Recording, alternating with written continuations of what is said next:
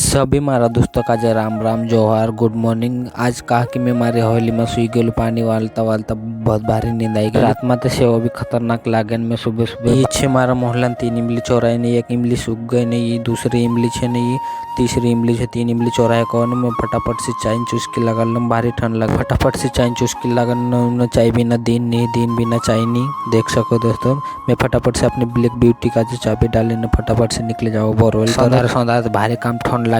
ठंड में भी आमो काजे काम करने कहाँ से आमो काजे एकला से आमो काजे आमरी कंपनी काम करना है।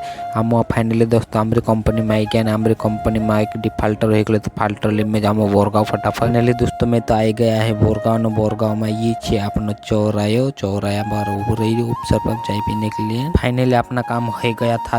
ब्लैक ब्यूटी में पेट्रोल डाला। फाइनली अपना काम को पूरा कंप्लीट हो गया तो निकल जाओ घर। फाइनली हमारे ऑफिस में आई गई ना। हमारे ऑफिस में 6 घंटा काम करना चाहिए पूरा की पूरा। देख सकते ला हमारे ऑफिस नहीं हमारी। फाइनली दोस्तों मैं आ गया था अपनी हॉली पर ना। अपने हॉली ये देख सकते ला तो मूवी ये छे बैकग्राउंड कहा कि अपने शहर में नहीं रोजे काम रोजे ऐसे कई हालत रोजे अपने बैकग्राउंड कहीं मालूम नहीं है। दोस्तों वीडियो पसंद आ गया होगा तो लाइक शेयर कमेंट कर दे।